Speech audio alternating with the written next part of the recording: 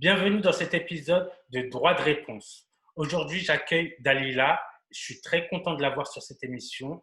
Pourquoi? Parce que c'est une personne qui n'est pas langue de bois du tout. Elle dit ce qu'elle pense. Et aujourd'hui, la thématique, ça va être l'éthique dans l'entrepreneuriat. Donc, je te laisse te présenter, Dalila. Alors, salam alaikum, Rachid. Je te remercie pour ton invitation qui m'a fait très, très chaud au cœur. Et parce que je regarde aussi tes vidéos depuis un petit moment. Et je trouve que le concept de cette émission Droit de réponse est juste extra. Et donc, quand tu as pensé à moi pour ça, franchement, ça m'a fait plaisir. Et d'autant plus que tu le sais, effectivement, je ne suis pas langue de bois. Après, je suis loin d'être parfaite parce que quand on n'est pas langue de bois, eh ben, évidemment, ça vient avec ses imperfections comme tout le monde. Et donc, voilà, donc je suis très contente de pouvoir répondre à tes questions de la manière, en tout cas, qui me correspondra. Et puis après, bah, que les personnes qui regardent se fassent leur avis, c'est fait pour ça. Donc, moi, je me présente. Alors, je suis Dalila Asnoun. J'ai 46 ans. Je ne suis pas entrepreneur.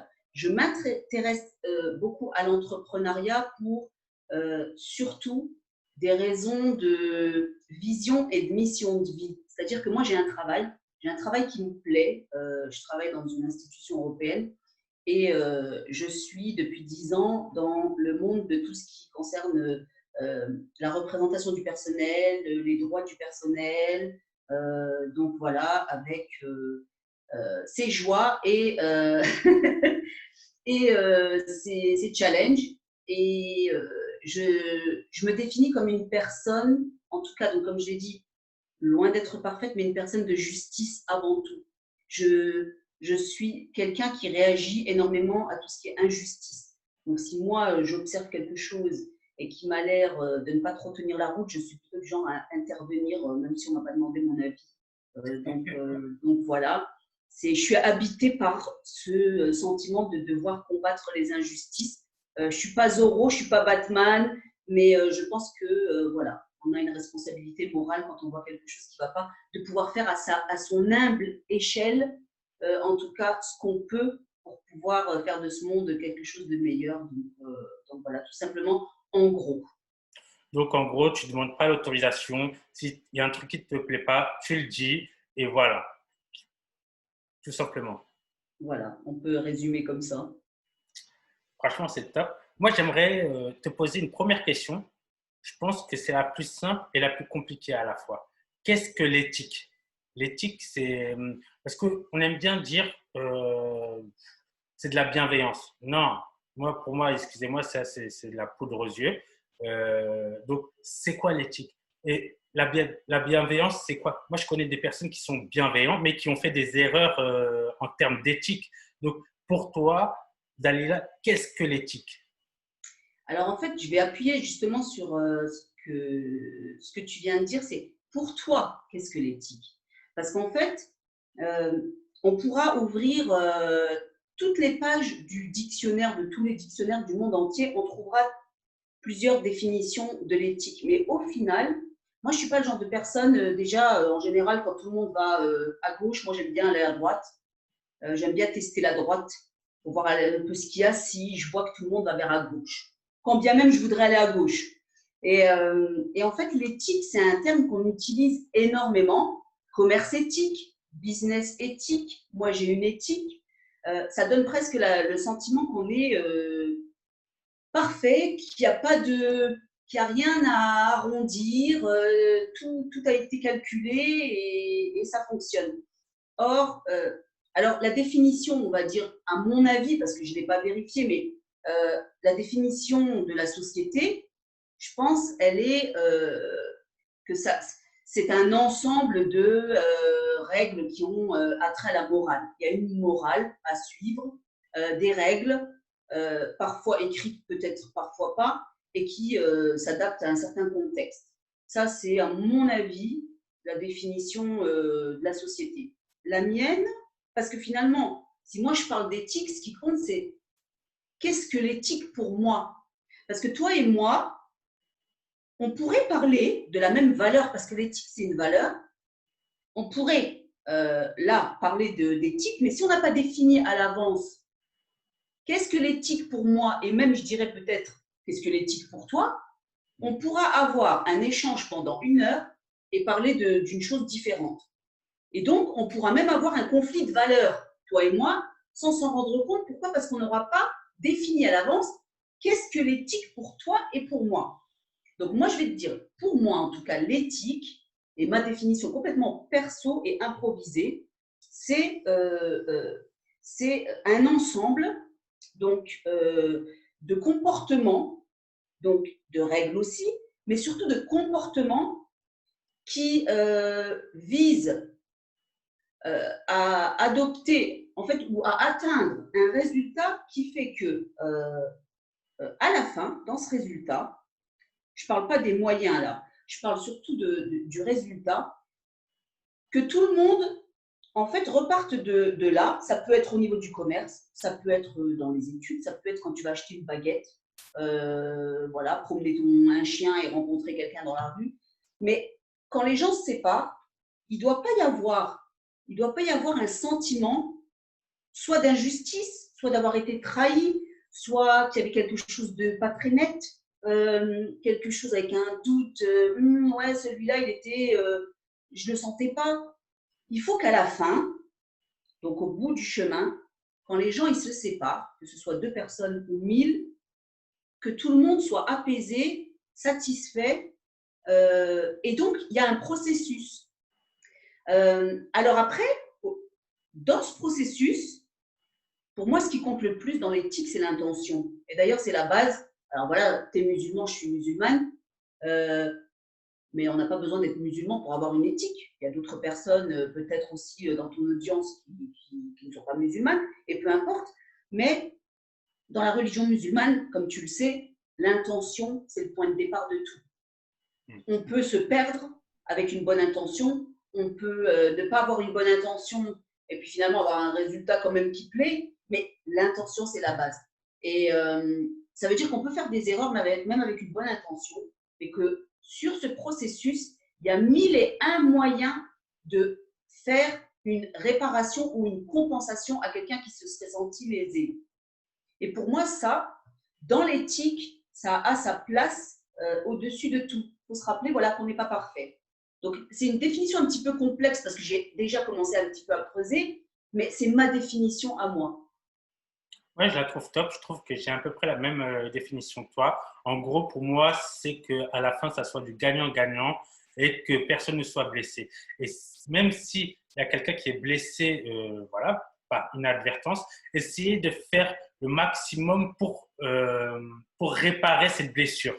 Donc, pour moi, ça, c'est important de le souligner. Moi, j'aimerais que tu me donnes un exemple très concret de fait que tu as pu apercevoir où tu t'es dit, ah non, là, ça bloque. Là, pour moi, là, ça me convient plus. Ça rentre pas dans l'éthique. Mais un fait vraiment très concret, sans citer nom ou quoi que ce soit, mais un fait qui t'a marqué et que tu t'es dit, ah, quand même. Alors, je peux t'en citer plusieurs, mais et délibérément, je vais en citer un qui, je pense, alors, si après on reconnaît de qui je parle, c'est pas de ma faute, je te préviens, hein. Il n'y a pas de souci. Je vais essayer parce que dans l'exemple que je vais donner, je vais essayer et je m'excuse par avance si à un moment ma langue part de travers et que on arrive à identifier parce que c'est pas mon intention, mais je vais prendre le développement personnel avec voilà un exemple où j'ai pu suivre en fait une formation de développement personnel avec quelqu'un qui devient en tout cas dans ce monde et parmi ton audience, évidemment beaucoup de personnes suivent cette personne et il y a beaucoup de choses très très bien à prendre, mais euh, je me suis inscrite à une formation en ligne, donc il y a j'ai plus de 3 ans, qui, je tiens à le dire au passage, m'a énormément appris et en termes de contenu, mais et en termes aussi de rencontres avec des gens, donc inspirantes. Et puis parce que tu sais, quand tu vas dans une formation, il n'y a pas juste le formateur. tu rencontres des personnes qui sont là et puis voilà, tu peux développer d'autres choses à côté.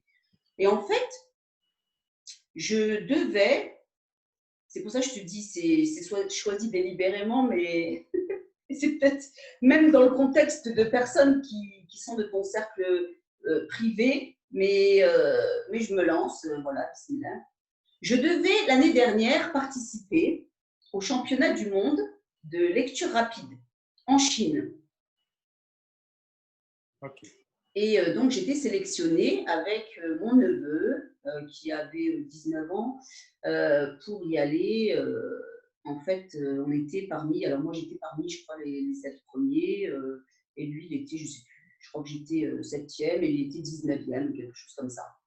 Et en fait, j'ai décidé délibérément de ne pas y aller. Pourquoi? Parce que pour moi, il y a eu un défaut d'éthique. Alors,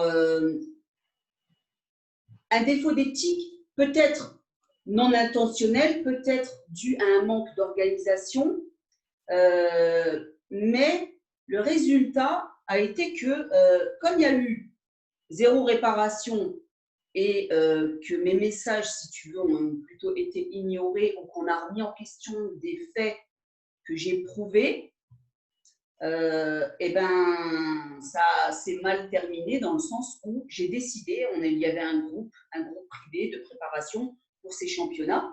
J'ai décidé de quitter tout simplement donc ce groupe, mais non sans faire un petit peu de bruit, parce que voilà, en plus que pour moi, j'étais déçue parce que tu t'imagines qu'à 19 ans, mon neveu étudiant, il avait, voilà, à cet âge-là, ouais, je vais aller faire les championnats du monde.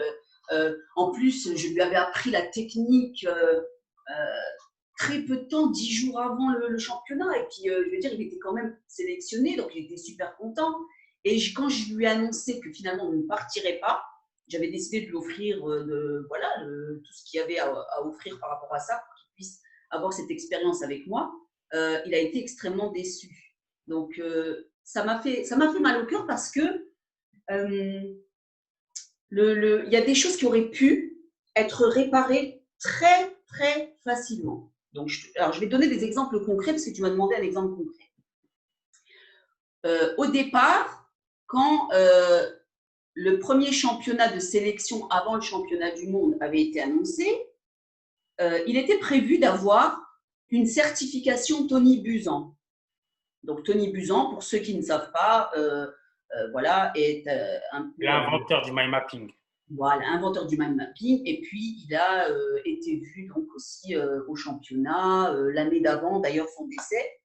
Donc, voilà, c'est quand même une figure dans le monde du développement personnel et aussi du développement en termes de pédagogie, puisque finalement, le mind mapping, ça reste une pédagogie qui fait avancer pas mal de personnes et qui aiment beaucoup ça.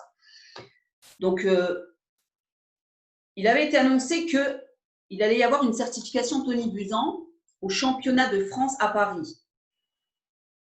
Alors ça, c'est très vendeur, évidemment. Si on te dit tu vas à une formation certifiante ou une formation non certifiante, si tu as le choix, de préférence, tu préfères avoir une formation certifiante. Surtout pour un prix aussi dérisoire que 47 €. Évidemment, tu vas dire, OK, bon, ben, on va faire ça, on va mettre 1000 personnes dans une pièce pour 47 €, mind mapping, lecture rapide, super. Il y a plein de gens qui vont y aller. Moi, j'en faisais partie. Et on n'a pas eu cette certification. Donc, je me suis posé la question, tiens, comment ça se fait? Je l'ai demandé par email, service clientèle. Pas de réponse déjà plusieurs fois. Ça peut arriver, mais quand on a, par exemple, une réponse qui dit, voilà, on va vous répondre dans les 48 heures, si on n'est pas capable de répondre dans les 48 heures, on ne va pas vous en vouloir. Mais si on écrit qu'on répond dans les 48 heures, il faut pouvoir suivre derrière.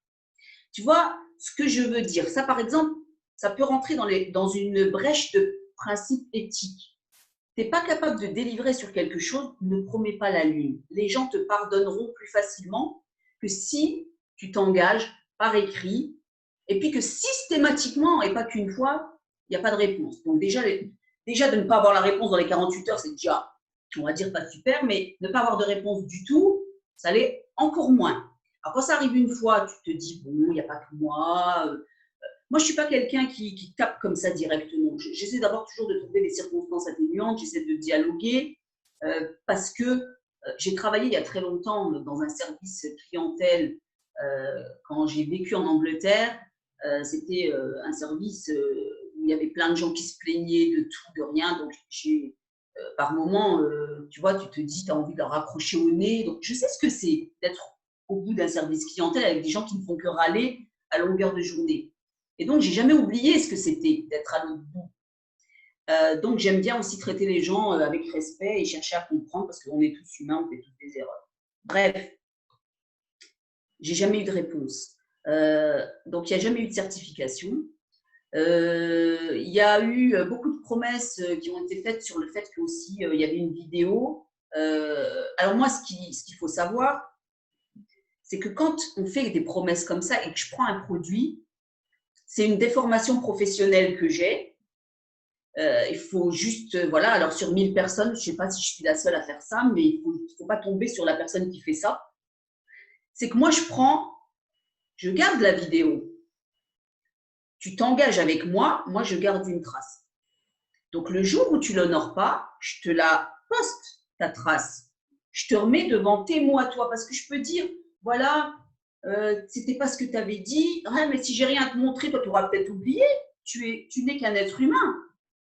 Donc, parce que moi, je sais la valeur que j'accorde à ma parole. Si je te dis, Rachid, écoute, tu peux compter sur moi, je vais te dépanner, je vais peut-être avoir un délai. Je veux dire, on n'est pas à l'abri. Tu vois, tout à l'heure, tu m'appelles, tu me donnes rendez-vous, voilà, j'ai eu un empêchement. La première que ça énerve, c'est moi. Pourquoi? Parce que je suis une personne d'engagement. Mais à l'impossible, nul n'est tenu. Donc, il faut s'excuser, il faut certains principes. Ça fait aussi partie de l'éthique. C'est un cadre qui commence à un certain moment et qui a besoin d'être nourri tout le long d'un processus. Moi, si je te donne ma parole, je vais tout faire pour l'honorer. Avant de te respecter toi, je me respecte moi. Et donc, si je ne suis... J'aimerais même t'arrêter, donner un exemple tout concret. C'est le mois dernier, tu t'avais engagé à faire les chroniques sur le groupe Soif de réussite et tu n'as pas pu par rapport à certains problèmes personnels. Mais tu m'as quand même dit à la fin, et ça, pour te dire que les petits détails comme ça, c'est très important pour moi parce que ça m'a marqué et je me suis dit, c'est quelqu'un de parole. C'est que tu m'as même dit à la fin, si tu n'arrives pas à trouver quelqu'un pour faire la chronique, bah, ce n'est pas grave, je trouverai un moyen pour faire la chronique. Donc, c'était vraiment une parenthèse que je voulais faire pour dire que c'est vraiment tu es quelqu'un de parole et tu n'aimes pas décaler ou quoi que ce soit, tu es vraiment carré dans ce que tu fais. Et voilà, ça m'a touché parce que tu m'as dit, malgré tout, si tu n'arrives pas à trouver, bah moi, voilà, je m'arrangerai par n'importe quel moyen et je ferai la chronique. Donc, au final, j'ai réussi à trouver d'autres personnes pour faire la chronique. Mais voilà, je sais que tu es quelqu'un de parole. J'aimerais vraiment le souligner sur cette vidéo. Merci. Quand on est quelqu'un de parole, ou en tout cas quand on essaie de tenir sa parole, parce que évidemment, comme je te dis, des fois on ne peut pas, malheureusement, mais on attend quand même un minimum, c'est la même chose de l'autre côté. Parce que si tu as pris un billet pour aller à une formation ou un event ou n'importe quoi, il y a quand même un échange là. La personne, ben, elle a pris ton argent, mais au-delà de ton argent, c'est qu'elle a pris aussi ta confiance. Tu lui as fait confiance quand tu as pris le billet qui coûte 1 euro, 100 euros ou 1000 euros. Moi, personnellement, je m'en fous. Je fonctionne à la confiance. Et donc, si on n'est plus capable, par exemple, comme pour cette certification Busan, de l'honorer, il faut expliquer. Il faut même donner la possibilité, si on, je ne sais pas, si quelqu'un vous a lâché, ce n'est pas de ta faute. Si toi, tu as des gens qui devaient venir et puis donner peut-être une certification, mettre un tampon, une signature, j'en sais rien. Le comité Tony Buzan était censé être là, bah, il n'est pas venu. Ok, c'est pas grave, tu rattrapes. Déjà, tu donnes peut-être la possibilité aux gens à qui tu as promis une certification, tout simplement même d'annuler. Si tu ne veux pas faire ça, il faut compenser. ou au moins leur dire. Tu leur dis tout simplement, parce que là, tu leur laisses le choix de venir, malgré le fait qu'il n'y ait pas la certification, parce que peut-être que les gens, bah, comme moi, par exemple, moi je me fous, c'est bon, à 46 ans, je vais te dire, je n'ai pas besoin d'une certification, tu vois. Mais pour mon neveu de 19 ans, ben ouais, ça fait une différence. Et donc, pour mon neveu de 19 ans, je vais aller remuer ciel et terre beaucoup plus que pour moi. Parce que bah, sa déception, elle est beaucoup plus grande. Et moi, de le voir déçu, bah, ça ne donne pas un très beau résultat pour celui qui a déçu.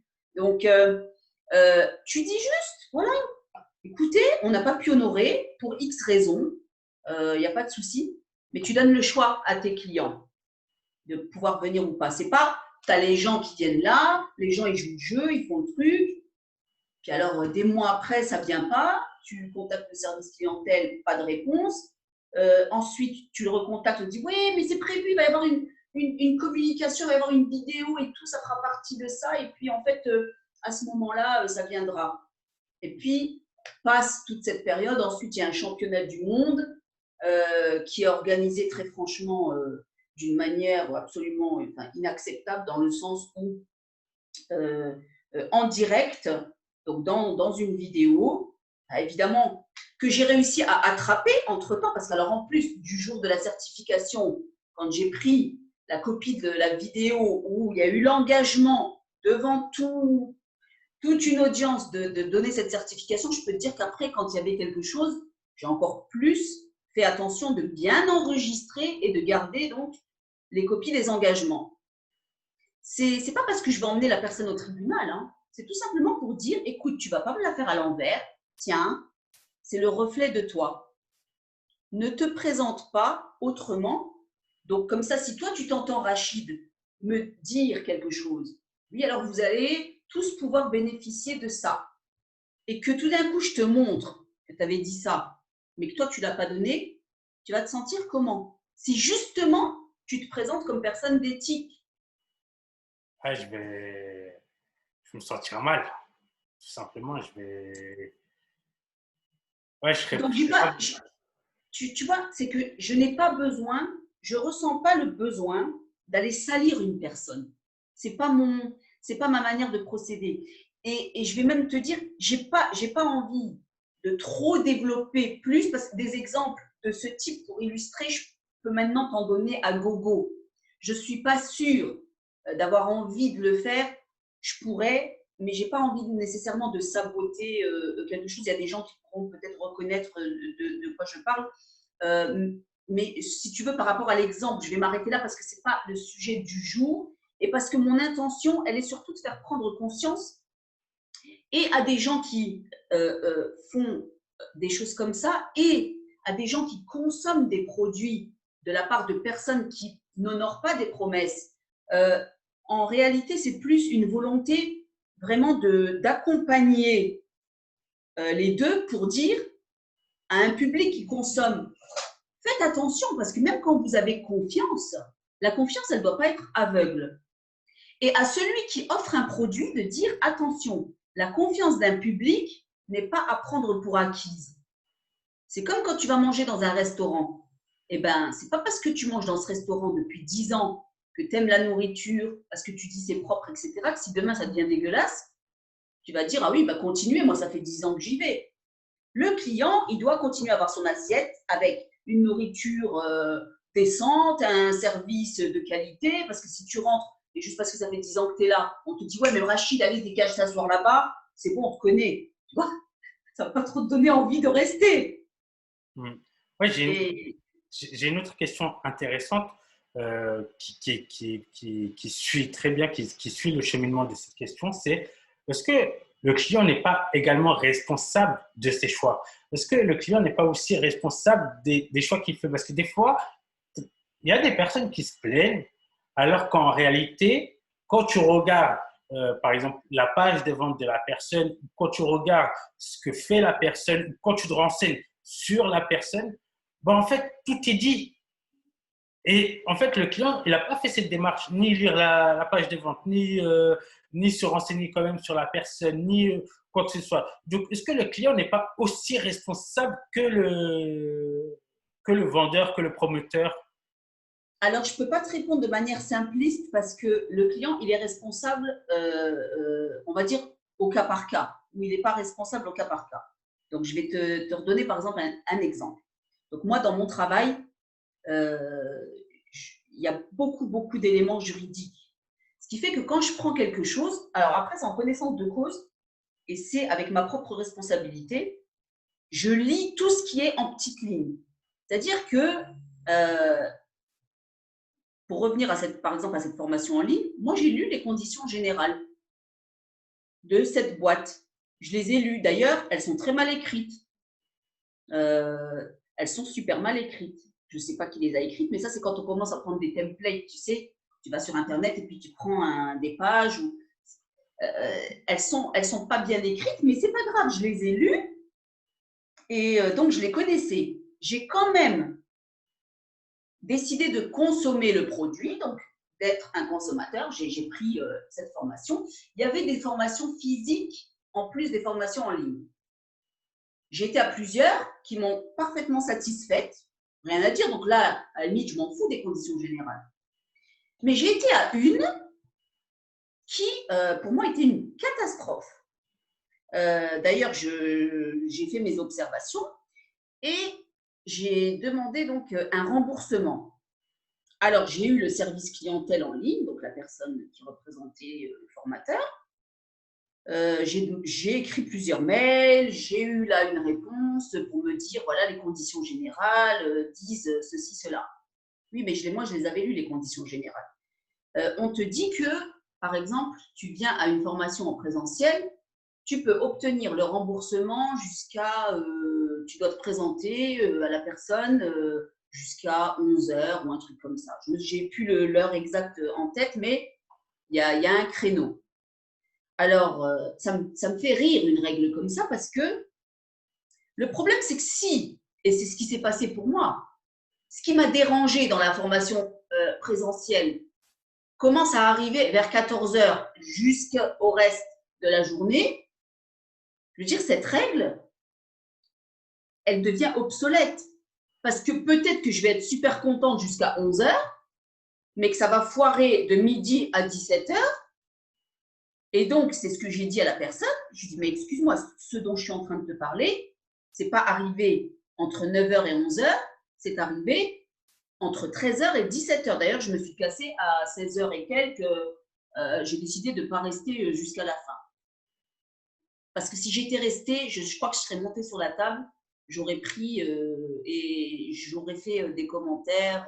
Donc, je me suis dit, OK, voilà, il y avait déjà eu un exercice qui avait été fait lors de cette formation où tout le monde a fait l'exercice, sauf, je crois, 2, voire peut-être 3 d'entre nous. Et d'ailleurs, on est venu autour de la table, allez, il faut prendre le téléphone, il faut téléphoner aux personnes, etc., pour une collecte de fonds. Et j'ai dit, non, moi, je ne suis pas venue pour ça. Je vais dire, non. Et on me dit, mais non, mais pourquoi? Je dis, non, je n'ai pas expliqué pourquoi. Non, c'est non. Le pourquoi, on s'en fout. Je fais ce que je veux. Moi, tu as 1000 personnes qui sont dans une pièce, tu fais faire un exercice à ces 1000 personnes. Si moi, l'exercice, il ne me correspond pas, il ne correspond pas à mon éthique, il n'y a pas de souci. Je reste assise, 999 personnes se mettent debout, il n'y a aucun problème, je regarde en face et pourquoi je vais le faire? Et en fait, c'est un petit peu ce que je regrette. C'est que si les gens suivaient leur éthique, d'être alignés en toutes circonstances, en fait, ils n'auraient jamais à avoir ce sentiment de gêne ou une culpabilité ou de se dire, parce qu'à la limite, on peut dire, oui, mais c'est pas grave, je me suis trompée, j'ai pris un produit qui ne me correspondait pas. Ça arrive. Mais au moins, je ne suis pas venue pour rien, je le sais. Mais je suis ressortie de là, je suis Dalila, la même qui est rentrée ce matin. Ouais, j'ai une autre Maintenant, ouais, juste parenthèse, pour ça, c'est pour revenir à la responsabilité. Dans le cas que je te donne, je ne suis pas. Alors, la responsabilité que j'ai, c'est que, ouais, j'ai lu des règles, je sais que je peux ne pas obtenir le remboursement de ma formation parce qu'il y a cette règle qui est écrite. Sauf que comme cette règle, elle est mal écrite, j'estime avoir un contre-argument qui est beaucoup plus costaud que la règle de base. Et donc, je refuse de prendre la responsabilité que j'avais tort de venir à cette formation parce que je donne des faits.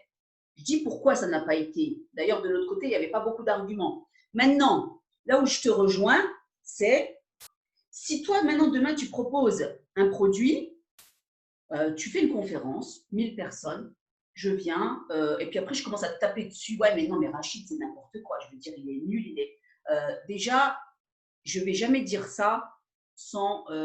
Déjà, je ne dirais jamais que tu es nul. Je dirais que tu ne corresponds pas, en tout cas, à mes attentes, à mes besoins, à ce qui fait que, à ce que je recherchais.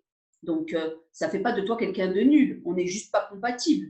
Mais pour que je m'en rende compte quelque part, il faut bien que je sois exposée à toi et à tes produits. C'est clair. Donc, la responsabilité pour moi, elle est toujours partagée.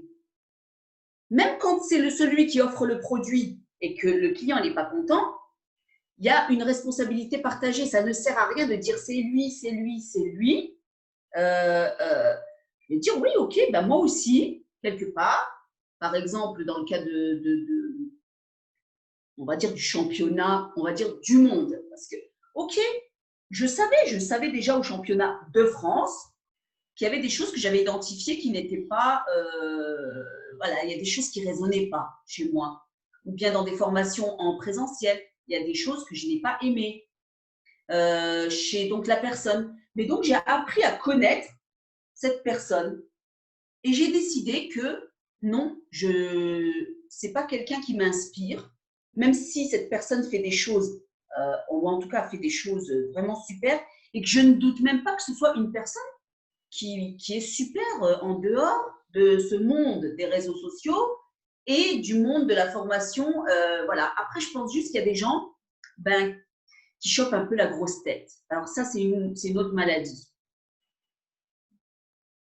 Ok. Non, mais pour l'instant, franchement, je suis aligné avec ce que tu dis.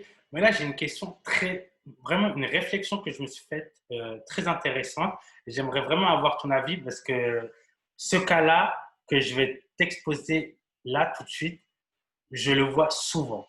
Et moi, ça me choque. Et ça me choque et ça m'énerve même carrément. Et je veux pas passer par quatre chemins. Quand il y a un homme qui fait une erreur ou voilà, qui a un petit peu un manque d'éthique ou quoi que ce soit, tout de suite, on va lui tomber dessus. Par contre, quand c'est une femme, personne ne dit rien, premièrement. Quand une femme calomnie gratuitement sur les réseaux sociaux, personne ne dit rien. Encore pire, c'est qu'il y a des moutons derrière qui la suivent ou bien que c'est une personne suivie et tout ça. Ils vont penser comme elle. Donc, j'aimerais savoir pourquoi cette différence entre les hommes et les femmes. Pourquoi on n'ose pas dire à une femme ce que tu fais, ce n'est pas bien. Ce que tu fais, ce n'est pas éthique. Ce que tu fais, c'est de la calomnie. Et par contre, un homme, sans hésiter, on lui dit, on le punch sur les réseaux sociaux. Je ne parle pas forcément de toi, mais c'est un fait que je vois souvent sur les réseaux sociaux. Et moi, j'aimerais avoir ton avis parce que moi, ça m'énerve un petit peu. Pour moi, tout le monde doit être sur le même piédestal. Ça veut dire que s'il y a une femme qui fait une erreur, moi, je n'hésite pas à lui dire, tu fais une erreur. Tu vois et malheureusement, aujourd'hui, il y a des moutons, et ça m'énerve en plus, c'est un truc qui m'enrage, c'est qu'il y a des moutons, c'est que ça se trouve qu'eux-mêmes ne pensent pas comme la personne. Mais vu qu'ils suivent la personne et qu'ils aiment bien la personne, ils vont lui dire oui, tu as raison, ou quoi que ce soit, des commentaires stylés, ou des cœurs, ou... Non, c'est... Donc, j'aimerais savoir ton avis sur ça. Excuse-moi, je me suis un peu importé parce que c'est vraiment un sujet qui me met les nerfs un peu. Bon, c'est parce qu'on est plus convaincante que vous. Non, je rigole. Euh, je rigole un peu. Hein. J'ai pas. Alors, tu mets une colle parce que. Alors, je t'avoue que je passe pas autant de temps que ça sur les réseaux. Mais j'ai pas, j'ai pas identifié, en fait cette tendance. Donc, j'ai du mal à. Enfin, comme je ne l'ai pas identifié, évidemment, peut-être parce que je ne suis pas un homme. Alors, tu vois, tu m'apprends quelque chose. Euh, est-ce que, est-ce que tu peux me donner un exemple de situation, sans nommer évidemment, Moi, où je vais il y a une… donner une situation très claire, très Ouais, précise. vas-y. euh, et pour moi, c'est un manque d'éthique.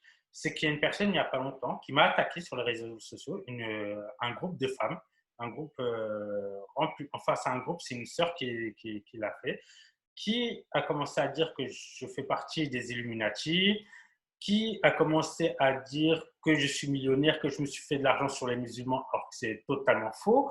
Et tout d'un coup, il y a tout le monde, il y a une tendance comme ça qui a suivi la mouvance derrière, qui a commencé à également commenter, à aimer ce qu'elle dit, quoi que ce soit. Et personne n'a osé lui dire, écoute, ce que tu dis, c'est faux. On le connaît, ou quoi que ce soit. Pourtant, il y a des personnes que je connais qui me suivent ou qui m'ont suivi, qui ont aimé cette publication, alors qu'ils me connaissent, ils savent que c'est faux tout ça. Donc, Ok.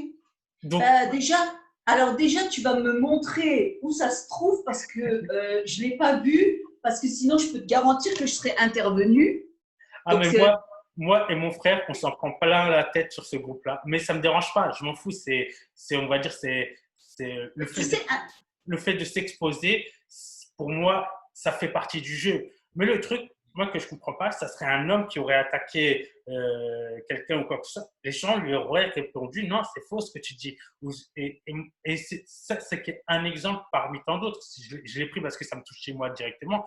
Mais sinon, des exemples ou des personnes, des sœurs qui font des formations où pour moi, il y a un gros manque d'éthique, j'en vois tous les jours. J'en vois tous les jours et je me dis, waouh, ah, mais quand même. Et c'est vrai qu'il n'y a personne qui en parle. Par contre, quand il y a un homme, même qui fait une erreur malgré lui, ou bien qui fait une erreur tout simplement, ou bien qui manque d'éthique, on le pointe du doigt. Ça, c'est un truc que je vois souvent, c'est on le pointe tout de suite du doigt. après, il y a peut-être, en tout cas, bon, alors je te dis, je n'avais pas suivi ça, mais, et encore que je te dis, je réagis, il y a une manière de réagir. Pour moi déjà, dans les réactions des gens, je j'aime pas la manière en général dont les gens réagissent. Et ouais, je me permets de dire ça, on va se dire, elle se prend pour qui celle-là, mais bon, c'est mon avis. Je trouve que très souvent, dans les réactions, c'est toujours des réactions émotionnelles. Moi, je suis quelqu'un de factuel. Donc, bien sûr, j'ai mes émotions, bien sûr, je suis sensible, etc. Mais si je viens te tacler sur quelque chose qui me dérange, je ne vais pas te parler d'émotions. Je me suis sentie heurtée, on s'en fout. Je veux dire, à la limite, ça devient secondaire. Ce qui compte, c'est factuellement parlant, qu'est-ce qui a pu déranger. Donc, qu'est-ce que tu as pu faire dans les faits qui dérange. Donc, si moi, je devais, par exemple, réagir à un poste comme ça, je poserai des questions factuelles pour rediriger en fait l'attention et le focus sur ce qui dérange. Parce que je vais te dire une chose, moi, ça, c'est ce que j'apprends en tout cas de mes années d'expérience dans mon domaine au travail, c'est que les gens se plaignent souvent. Moi, j'ai souvent des gens qui se plaignent, qui viennent me voir pour un problème ou qui vont dire je suis harcelé. Ouais, mon boss, il me harcèle. Alors, tu vois, ça, c'est par exemple très tendance. Et puis, ça peut aussi être souvent, par exemple, une femme qui va se plaindre d'un boss qui la harcèle, qui est un homme. Ils sont exposés. De nos jours, les hommes sont très exposés. On parle des femmes qui subissent. D'ailleurs, moi, par exemple, dans mon milieu, tu vois, quand tu as des féministes qui viennent et qui disent oui, les droits des femmes, on veut être égales, on veut. Pas pour tous les domaines. Alors, je mets mon petit disclaimer, je ne doute pas qu'il y a des femmes qui ont continué à avoir affaire à des misogynes, des machos, etc., et qui n'accordent pas la valeur qu'elles devraient avoir, y compris dans la communauté musulmane. Donc, je ne parle pas de ces exemples, je parle d'un féminisme qui commence à prendre une ampleur où on utilise le fait que la femme, pendant très longtemps, elle a été soumise, mise au deuxième rang, voire troisième, où elle n'avait pas l'importance d'un homme. Et en fait, on utilise ce qui, à la base, est une victimisation comme un peu une barrière pour dire, bon, bah, maintenant, je vais mettre ça. Attention, si toi, là, homme, tu commences à dire quelque chose, hey, t'es un macho, t'es un… On n'écoute pas ce que tu dis. Donc moi, c'est pour ça que j'aime bien recadrer et dire, OK, concrètement, c'est quoi le problème? Une personne qui vient se plaindre de harcèlement, c'est pas parce qu'elle a l'impression d'être harcelée qu'elle l'est. Concrètement, OK, donc ton chef, il t'a, ou bien, tu vois, que dans un milieu du travail, il y a des gens là qui travaillent avec des collègues. Concrètement, ça se manifeste par quoi? On t'embête? OK, mais dans les faits. Et tu sais, quand tu commences à creuser chez les gens en posant des questions, parce qu'il y a le pouvoir des questions, et moi, c'est pour ça que, quelque part, je m'en fous qu'on me critique. Tu peux me critiquer comme tu veux, je m'en tape, aussi simple que ça, parce que je n'ai à plaire à personne, parce que j'aime bien même des fois qu'on me critique. Je me dis, tiens, attends, un autre avis. Mais par contre, j'ai le droit de dire, OK, concrètement, sur quoi? Donne-moi un exemple concret. Qu'est-ce qui a fait que je t'ai dit, que je t'énervais ou que j'étais injuste envers un tel ou tu vois, enfin, je sais pas. Ouais, mais ces Donc, personnes, généralement, ces personnes-là, ils te répondent même pas après. Ils restent à parler entre eux. Moi, personnellement, comme tu dis, moi, ça ne me gêne pas. Vous pouvez parler, allez-y ou quoi que ce soit. mais Mais par exemple, j'ai vu que ma petite sœur, elle, elle l'a pris pour elle. Donc, elle a tout de suite, elle est partie répondre ou quoi que ce soit. Donc, je l'ai c'est ta appelée. petite sœur, ça c'est Myriam, Ouais. évidemment. Ouais, donc, je l'ai appelé, je lui ai dit, non, ça sert à rien qu'il réponde, c'est Yes. perdre de temps, tu vois. Et non, comment ça? Donc, moi, ça ne me touche pas personnellement, mais après, ça peut toucher des proches, tu vois ce que je veux dire? Ça peut toucher des personnes qui te suivent. Par exemple, moi, il y a beaucoup de personnes sur mon groupe qui m'ont dit, oh, est-ce que ça va? Est-ce que… Je dis non, j'ai dû faire une vidéo pour leur dire, ne vous inquiétez pas. Parce que la personne, je lui ai envoyé un message. Je lui ai dit, si tu veux, on débat. Parce que là, ce que tu dis, c'est faux. Mais si tu le penses, j'aimerais bien avoir mon droit de réponse, comme il n'y a, aucun souci.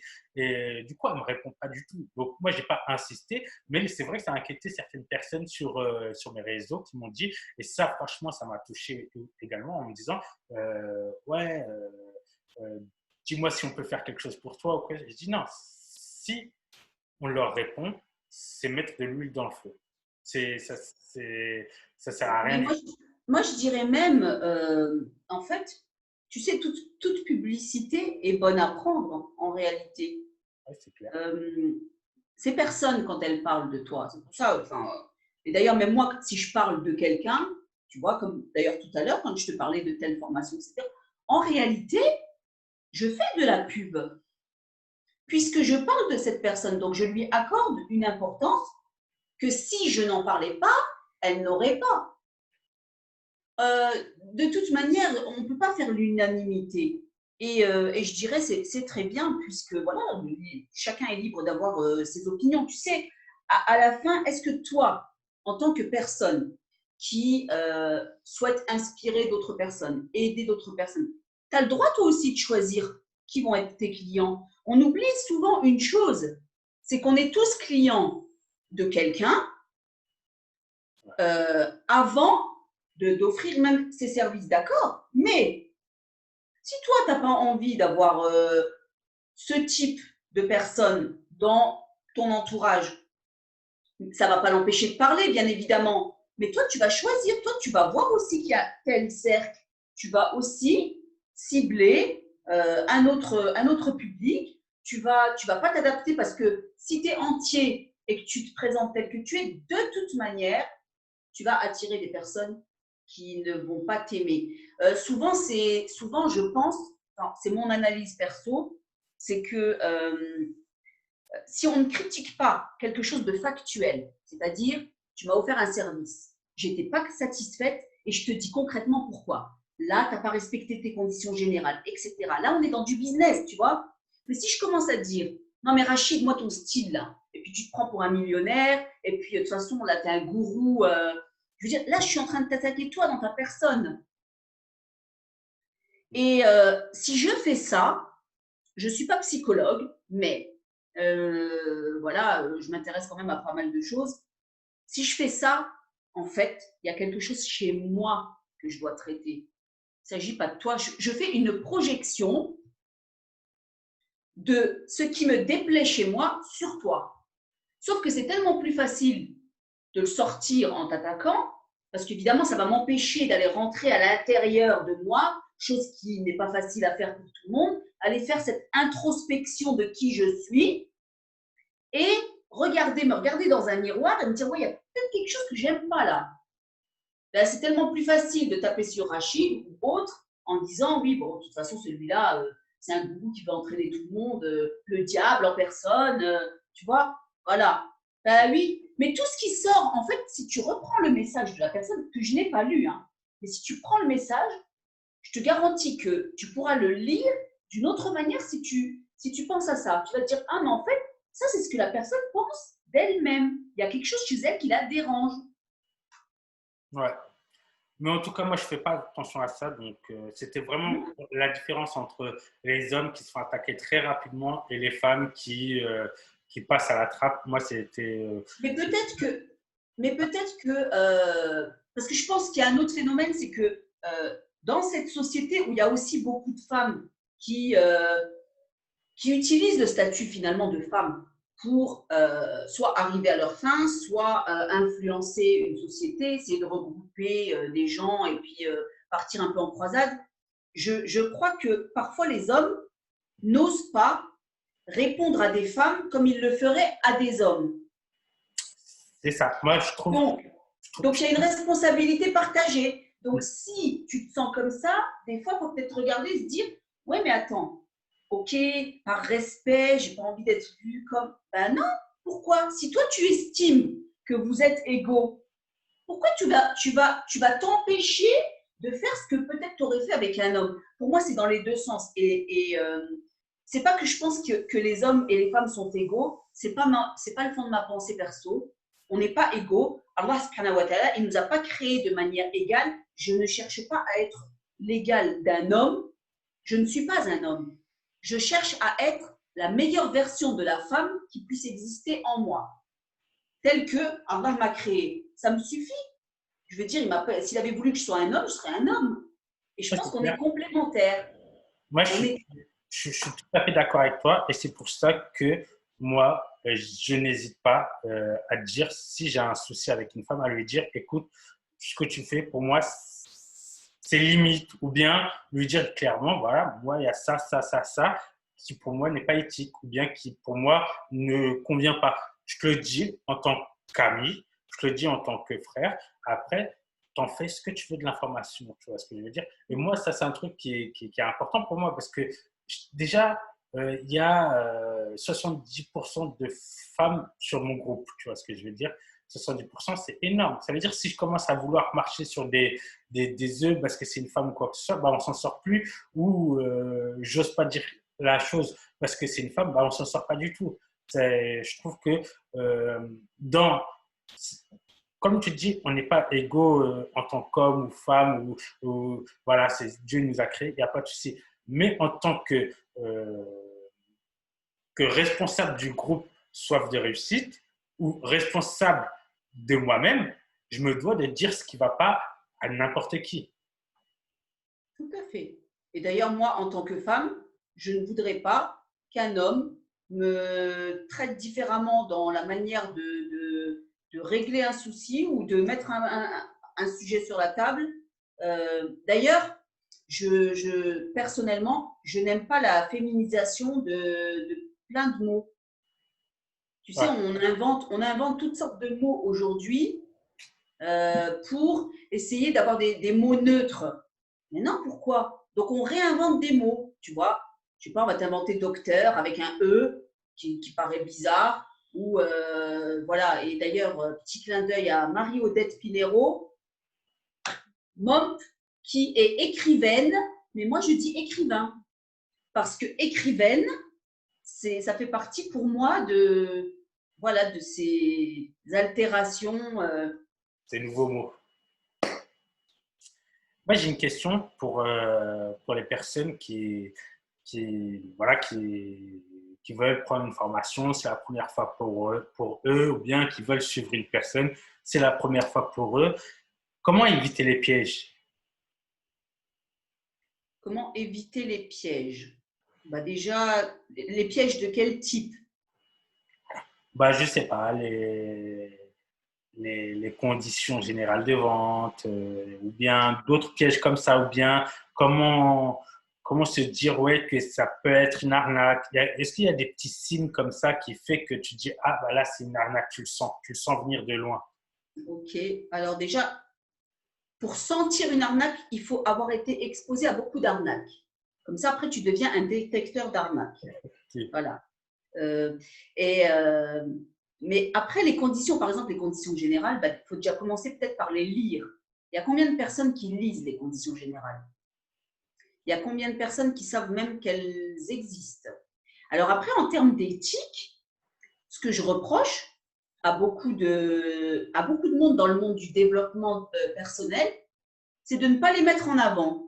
Pour moi, ça, c'est pas éthique, tu vois. Ah, C'est-à-dire, j'aimerais faire une parenthèse et un mea culpa. Il n'y a pas longtemps, j'ai sorti une formation qui s'appelait Retour vers le futur où je rassemblais mes deux séminaires réunis. Donc, je reçois un commentaire en disant, écoute, je n'arrive pas à accéder aux conditions générales de vente. Et ça faisait 3 4 jours que j'avais déjà balancé. Et c'est vrai que je n'avais pas de conditions générales de vente, pour être clair. En fait, je les ai, mais à chaque fois, il faut que je les active. Et, euh, et c'est vrai qu'à ce moment-là, je ne l'ai pas fait. Et je lui ai dit, OK, bah, il n'y a pas de souci, je vais les mettre tout de suite et tout ça. Mais c'est vrai que ce n'est pas le truc forcément que je pense directement, quoi. mais tu sais pourquoi, Rachid? Parce que c'est pas juste toi. C'est quelque chose qui n'est pas du tout mis en avant, pas utilisé. Pas seulement ça, la même chose qu'un contrat. Tu sais d'ailleurs en islam, mettre quelque chose par écrit, pardon, entre deux personnes, c'est fortement recommandé. Les gens, le problème, qu'est-ce qui se passe? C'est que si tu dis à quelqu'un, vas-y, écoute, on va faire un contrat, il va te dire, oh, mais attends, là, tu ne me fais pas confiance. Ça va complètement à l'encontre même de notre religion. Les gens, ils se vexent. Et donc, il y a un poids. Mais en réalité, les conditions générales de vente, elles sont là pourquoi? Elles sont là pour protéger les deux parties à la base. Elles sont là pour anticiper des problèmes. Parce que, évidemment, si tout le monde vient à ton événement et puis que tu n'as pas de conditions générales de vente qui te disent les conditions dans lesquelles tu peux avoir un remboursement ou dans lesquelles tu peux annuler jusqu'à combien de temps avant. Si tu n'as pas ce cadre, tous les problèmes que tu peux avoir par la suite, parce que tu ne l'as pas établi, et en plus, tu ne peux pas revenir et dire, ah mais non, mais là, c'était écrit. Tu peux avoir tout le monde qui va te demander un remboursement, tu peux avoir... et puis, les gens ne sont pas toujours de bonne foi, surtout quand il s'agit de tout ce qui est argent. Moi, j'aimerais juste faire une parenthèse sur ça aussi. Malgré que je n'ai pas de conditions générales de vente ou que je les ai très peu mis, à chaque fois, et je dis bien à chaque fois qu'on m'a demandé un remboursement ou qu'il y a quelqu'un qui n'a pas été satisfait de quelque chose, ou peu importe, à chaque fois, systématiquement, et bah, les personnes qui ont demandé peuvent en témoigner, qui ont demandé un remboursement peuvent en témoigner, dans les 24 heures, 48 heures qui suivent, bah, je les rembourse. Parce que pour moi, c'est essentiel. Si le service ne t'a pas plu, si tu n'as pas pu te déplacer, si au final il y a eu un changement d'avis ou quoi que ce soit, je te rembourse, il n'y a aucun problème. Parce que pour moi, c'est essentiel. C'est pas parce que j'ai peur que la personne parle sur moi ou quoi que ce soit, c'est que pour moi, comme on disait, comme on l'a dit au tout début, il faut que ça soit du gagnant-gagnant. Si la personne elle a été blessée pour quoi que ce soit, ben, il faut que j'essaie de réparer cette blessure. Et à chaque fois qu'on m'a demandé un remboursement, j'ai remboursé. Et pour moi, c'est normal. Il devrait y aller, et je vais aller même un peu plus loin, même si des fois, il y aura des personnes qui vont en profiter. Euh, Ça devrait être systématique. Même si c'est plus de 15 jours, la personne, elle te demande un remboursement, tu dois la rembourser. Pourquoi? Parce que pour que toi, déjà, à la base, tu fais pourquoi? Pour faire du bien. Tu essaies de faire les choses. Enfin, moi, c'est ma conception des choses. Moi, pourquoi je fais ce travail-là? C'est pour apporter au maximum de personnes un savoir, des méthodes, des plans d'action, des choses qui peuvent leur apporter, qui vont les faire avancer. pour pas qu'ils galèrent dans leur vie. Si au bout d'un moment, je pense à l'argent, ben là, tout mon travail sera faussé. C'est pour ça que si on me demande un remboursement, je rembourserai. Et pour moi, c'est essentiel. Même si dans un mois, on me demande un remboursement, je rembourserai la personne. Malgré que je n'ai pas forcément tout le temps mis les conditions générales de vente. Et ça, je l'avoue, mais c'est parce qu'en fait, c'est un truc qu'il faut activer. Je les ai déjà, mais il faut les activer, tout ça. Et à chaque fois, ça me sort de ma tête parce que, effectivement, déjà, c'est un petit truc écrit en tout petit, tu vois, et écrit conditions générales de vente, mais c'est en tout petit et c'est un lien que tu ne penses pas à mettre à la fin de ta page de vente parce que c'est vraiment le truc que tu ne penses pas. Quoi. Et justement, si je peux me permettre, par exemple, une critique, en tout cas que je veux être constructive, c'est, et c'est ce que, par exemple, j'avais essayé en quelque sorte justement de faire à chaque fois que tu vois, j'ai critiqué un event où je suis allée, où je n'étais pas contente, et c'est même dommage, c'est qu'en fait, en, en prenant en compte certaines critiques, quand ce n'est pas sur la personne, mais c'est sur ce qui a été mis en place, par exemple pour une formation en ligne ou autre, présentielle, c'est génial. C'est vraiment ça vaut de l'or parce que si tu mets en place certaines critiques, tu peux vraiment tu peux mettre en place un cadre de confiance et faire en sorte qu'il y ait du 50-50. Moi, personnellement, par exemple, quand je t'entends dire, mais moi, je ne discute pas même après 15 jours, je vais te dire, personnellement, pour moi, c'est trop. Parce que, quelque part, on ne peut pas ignorer le fait que derrière, certes, ce n'est pas la priorité, ce n'est pas le premier aspect sur lequel tu te focalises, mais à la fin, il y a quand même un business à faire tourner. Ça reste une réalité. Et l'équilibre, de toute façon, l'extrême de tout n'est pas bon. Manger trop, c'est pas bon. Faire trop de sport, c'est pas bon. Et ben, trop rembourser, c'est pas bon. Dans le sens où, à un moment, c'est une question d'équilibre. Oui, il y en aura toujours qui profiteront, à la limite, cela, tu ne peux pas t'en empêcher. C'est une question, après, toi, tu jauges. Et c'est pour ça que j'aime pas généraliser. Pour moi, il faut regarder le cas par cas. Mais par exemple, personne n'est obligé de faire les choses comme les autres. Tu vois, quand on parlait des moutons, qui a dit qu'il fallait mettre un petit lien, par exemple, avec CGV tout en bas du… Qui Tu peux… Rien ne t'empêche. Toi, tu fais, par exemple, une promo. De toute façon, toi, tu es à l'aise avec toi-même. Toi, tu es réglo dans tes baskets. Donc, tu fais la promo de ton event. Tac, tu places un lien là. Tu n'es même pas obligé d'activer, désactiver. Tu décides, tiens, je le mets là. En fait, tu passes par les champs où tu fais ta promo. Si quelqu'un veut savoir, tu vois, et tu gardes une trace. Même là, j'avais dit, je les enverrai à quiconque les demande. Tu n'as pas à avoir honte. Mais par contre, de ne pas en avoir, eh ben, quelque part, c'est la porte ouverte à tous les abus. Et on peut pas te reprocher de vouloir éviter les problèmes, tu vois. Et c'est bien pour les gens, parce que comme ça, c'est carré. Tu dis à une personne, il n'y a pas de souci. Après tout ça, tu n'es vraiment pas content. Qui t'empêche de toute façon de faire des exceptions? Personne. Même si tu dis, moi je ne rembourse pas après tant de temps, tu vas parler à ton client. Tu vas voir c'était quoi, qu'est-ce qui avait fait que ça ne marchait pas. Tu as ton bon sens à toi. Qui t'empêche, qui te dit que tu n'as pas le droit pour celui-là de dire, ouais, mais quand même là je comprends. Et puis en plus, il était, voilà, ouais, je peux comprendre de ce qu'il m'a expliqué que ça ne lui a pas plu. Tu as le droit même de chercher à comprendre. Parce que peut-être qu'en cherchant à comprendre et en le remboursant, finalement, toi, tu sais ce que tu auras fait? Tu l'auras presque payé pour qu'il te donne un conseil pour remettre les choses, tu vois, dans un cadre. Donc, tu ne vas même pas le voir comme étant une perte ou un remboursement. Et c'est là où l'éthique, qui est finalement le sujet, vient entrer en jeu. Tu ne vas même pas avoir à te dire, tiens, en fait, j'ai perdu là-dessus. Ou il m'a fait chier. Allez, plutôt que d'avoir un problème avec lui, je le rembourse et on n'en parle plus. Tu vois, faut pas que, en fait, il faut toujours essayer d'avoir une approche où à la fin, tout le monde est content, satisfait, n'a pas l'impression d'avoir été lésé d'une manière ou d'une autre. Et il y a des milliards de moyens et de solutions à disposition. C'est une question de mindset et c'est une question de ne pas voir. Alors, moi, j'ai une approche, c'est tu me donnes un problème, je décide de ne pas le regarder comme un problème. Je me dis, OK, là, j'ai une solution. Donc, et si je retournais ce problème, et qu'est-ce que je peux en faire avec? Parce qu'en fait, ton cerveau, pendant qu'il se concentre sur problème, tu ne peux pas avoir les solutions. Tu es focalisé. On n'a qu'un cerveau.